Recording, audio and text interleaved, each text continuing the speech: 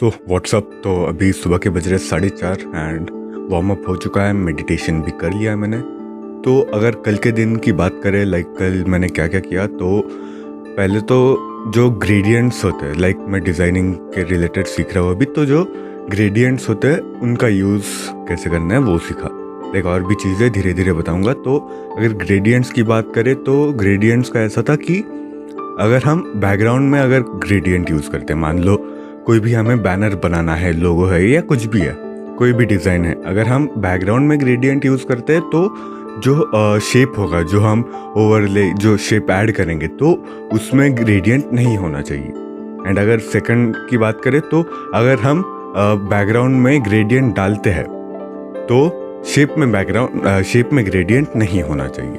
And अगर तीसरा है कि अगर आपको शेप में भी ऐड करना है एंड बैकग्राउंड में भी अगर ग्रेडियंट ऐड करना है, तो उसके लिए जब आप बैकग्राउंड में डालेंगे ग्रेडियंट और जब उसके ऊपर शेप डालेंगे ना, तो आपको 3 शेप्स लगेंगे, यानी कि 3 लेयर अलग अलग लगेंगे। तो जो सबसे पहली वाली लेयर होगी, मतलब जो टॉप पे लेयर होगी, जो शेप आपको सबसे ऊपर दिख रहा होगा बाकी 2 शेप में से, तो उस पे हमें इनर शैडो लगाना पड़ेगा एंड बाकियों पे भी लगाना पड़ेगा, लेकिन बाकियों पे आउटर शैडो लगाना पड़ेगा।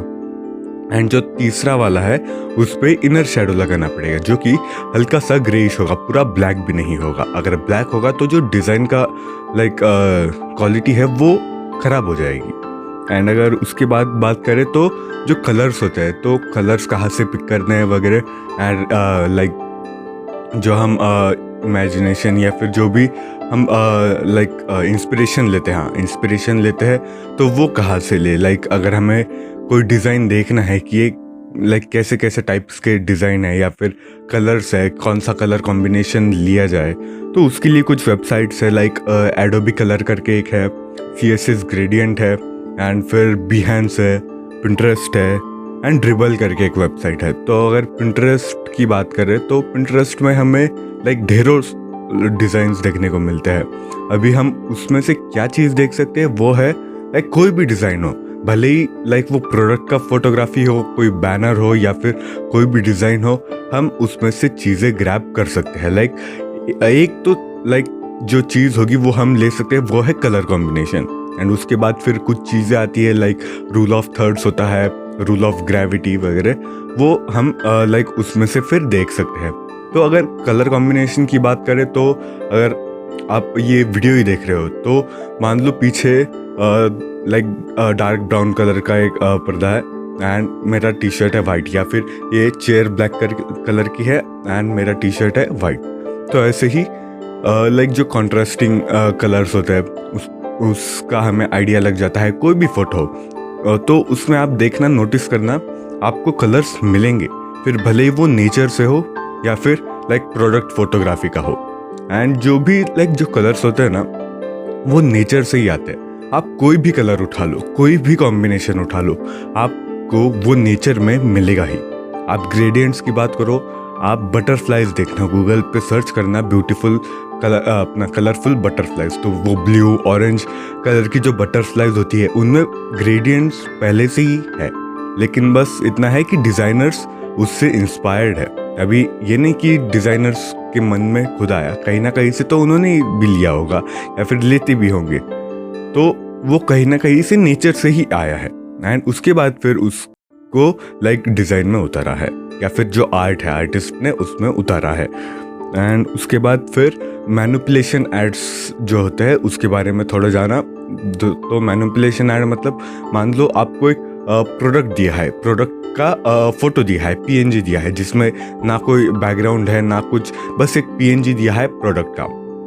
मान लो एक वुडलैंड का शूज़ है, तो बस आपको उसका इमेज दिया है एंड आपको उसको एक पोस्टर तैयार करना है कि हम ये बेच रहे हैं, तो अगर आपको ख़रीदना है तो ऐसा ऐसा करो, या फिर वेबसाइट का लिंक है एंड बस एक कोई स्लोगन है एंड फिर उसका फ़ोटो। लेकिन अभी हम डायरेक्ट तो ऐसा कोई भी बैकग्राउंड लेके उसमें फ़ोटो प्लेस नहीं कर सकते, वो बिल्कुल चीप लगेगा। तो वहीं पे हम मैनिपुलेशन एड्स जो होता है तो उसमें हम अलग अलग एलिमेंट्स उसमें ऐड करते हैं एंड फिर वो ऐसा लगता है कि वो प्रोडक्ट फोटोग्राफी की है उधर।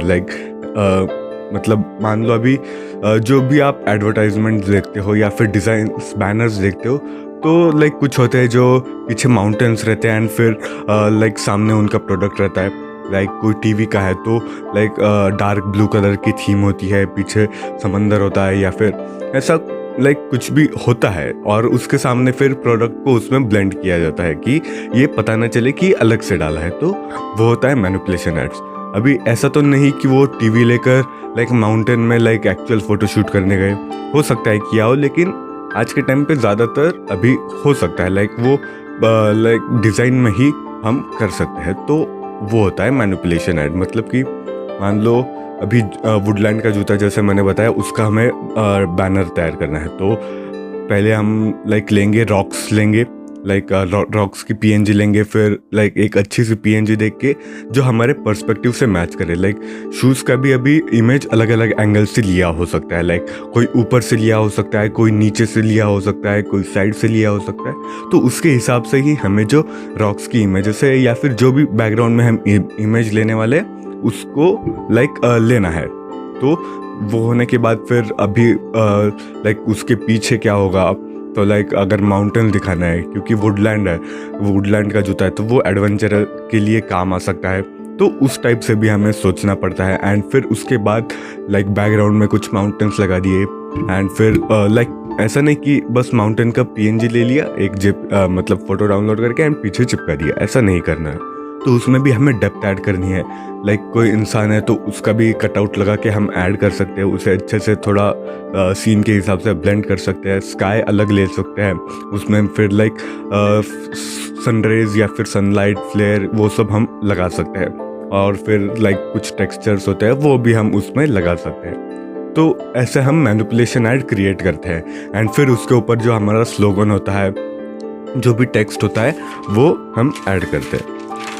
एंड फिर अगर हम कुछ ग्राफिक एलिमेंट्स की बात करें जो कि लाइक मुझे कुछ पता थे एंड कुछ नहीं पता थे, लाइक पहला है ऑप्टिकल फ्लेयर, यानी कि जब भी आपको कोई सनलाइट दिखानी है, सनरेज दिखानी है, या फिर मेनली लाइक जो सनलाइट है अगर आपको दिखाना है कि यहाँ से सन आ रहा है, लाइक सन है यहाँ पर, तो उसकी रेज में हम ऑप्टिकल फ्लेयर का यूज़ करते हैं।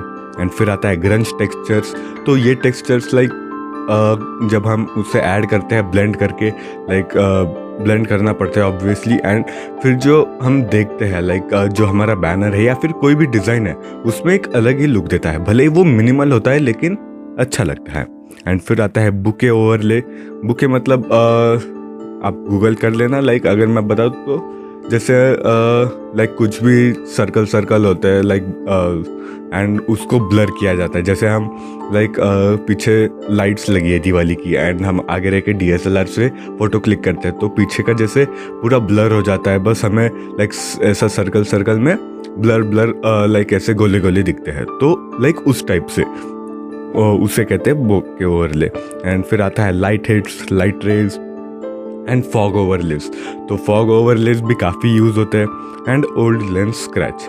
तो ये जो चीज़ें हैं ना, ये लाइक हर डिज़ाइन में, या फिर भले ही हर नहीं, लेकिन अगर मूवीज़ की बात करें ना तो उसमें भी लाइक एग्जैक्टली ये नहीं, लेकिन ऐसे ही अलग अलग ओवरलेस यूज़ होते हैं जिससे कि लाइक वो अच्छा फील आए। लाइक कुछ फायर एलिमेंट्स हो गया या फिर कुछ लाइटनिंग का ऐसा स्ट्राइक है, तो लाइक अगर पोस्टर में वो ऐड करना है तो वो वैसे ऐड करते हैं, लाइक थोड़ा सा सीन के हिसाब से। एंड ये था एड मैनिपुलेशन में लाइक जो भी ग्राफिक एलिमेंट्स यूज़ हो सकते हैं। एंड फिर ये एक चीज़ है कि जो भी ग्राफिक डिज़ाइन है वो एक आर्ट है, लेकिन जो हम एड्स बनाते हैं, बैनर बनाते हैं ब्रांड्स के लिए, कंपनी के लिए, एक सेट ऑफ रूल्स में लाइक बंधे होते हैं। एंड लाइक ये एक फॉन्ट है, इसके रिलेटेड ही बनाना है, लाइक इसके बाहर नहीं जाना है, ये कलर्स है हमारे ब्रांड के।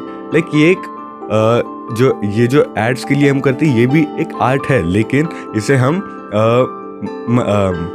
माइंड हैक भी कह सकते हैं, मतलब ब्रेन हैक भी हम इसे कह सकते हैं। क्योंकि अगर हम बैनर बना रहे हैं तो उसके पीछे का मोटिव ये है कि सामने वाला जो पढ़ रहा है उसको पूरा ट्रस्ट हो जाए, लाइक ये पढ़ के कि हाँ ये ऐसा ब्रांड है, मैं ट्रस्ट कर सकता हूँ बस बैनर को देख के। और अगर कस्टमर को 100% ट्रस्ट नहीं होगा तो वो आपका प्रोडक्ट नहीं खरीदेगा। अगर उसको 10% भी डाउट हुआ, 90% भी अगर उसको ट्रस्ट है ना, तो वो 10% की वजह से वो प्रोडक्ट नहीं ले सकता। इसलिए जो एड्स होते हैं ना, वो ब्रेन हैक की तरह यूज़ होते हैं। लाइक वो जो कस्टमर्स का जो ब्रेन हैक करते हैं, यानी कि जिससे वो ट्रस्ट करे हम पे 100%। तो अगर वो ट्रस्ट करवाना है तो उसके लिए लाइक 4 मेजर चीज़ें हैं। लाइक पहला तो है कलर्स, फिर प्लेसमेंट्स, एंड फिर है टाइपोग्राफी, एंड फिर है कंटेंट। यानी कि ये जो चारों चीज़ है ये लाइक 25% काउंट करते हैं। लाइक अगर कलर्स में कुछ गड़बड़ है तो 25% ट्रस्ट वहाँ पे ख़त्म हो जाएगा। या फिर प्लेसमेंट में लाइक एक फ़ोटो है एंड पीछे एक टेक्स्ट है, तो अगर हमने उनका साइज़ रेशियो कम ज़्यादा कर दिया जो कि अच्छा नहीं लग रहा है, या फिर हम उसे ब्रीदिंग स्पेस नहीं दे रहे लाइक डिज़ाइन में कुछ, तो उसमें भी लाइक जो डिज़ाइन है वो ख़राब हो जाएगा एंड ट्रस्ट वहाँ पर 25% ट्रस्ट सिर्फ प्लेसमेंट की वजह से बिगड़ जाएगा। एंड फिर है टाइपोग्राफी, यानी कि आप टेक्स्ट कैसे लाइक लिखते हो, कैसे आप टेक्स्ट डालते हो, कैसे आप हेडिंग डालते हो, कैसे आप लाइक जो बाय करने का ऑप्शन होता है कैसे वो डालते हो।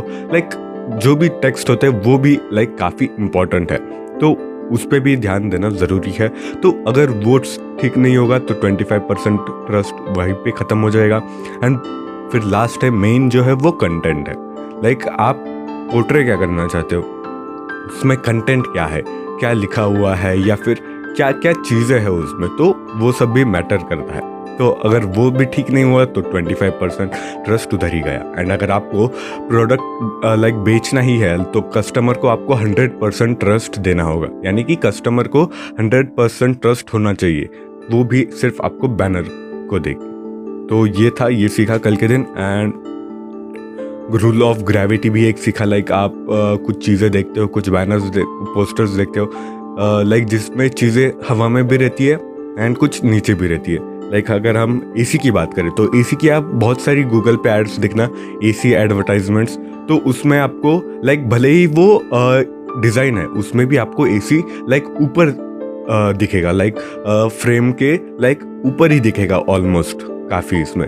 एंड जो वॉशिंग मशीन्स है, टीवीज़ है, फ्रिज है, वो उनके आप एड्स देखना, लाइक जो कंबाइंड एड्स है वो आपको नीचे दिखेंगे, लाइक फ्रेम के नीचे। यानी कि वो रूल ऑफ ग्रेविटी को डिपेंड मतलब रिफ्लेक्ट करते हैं कि हम फ्रिज जैसे नीचे रखते हैं, ज़मीन पे रखते हैं तो फ्रिज नीचे रहेगा, एंड एसी हम ऊपर लगाते हैं, ऊपर देखने की आदत है तो वो भी हम ऊपर रखेंगे। तो रूल ऑफ ग्रेविटी में थोड़ा सा लॉजिक भी यूज़ होता है। एंड अगर कल के दिन की प्रैक्टिस की बात करें तो मैंने टाइपोग्राफी जो है तो उसका भी थोड़ा सा प्रैक्टिस किया। लाइक 10-15-20 थोड़ा सा लाइक एक ही टेक्स्ट है, एक ही मान लो स्लोगन है, उसको ही 15 अलग तरीके से, 20 अलग तरीके से लिखा, जिसमें शेप ऐड करके कुछ अलग सा लाइक बना है।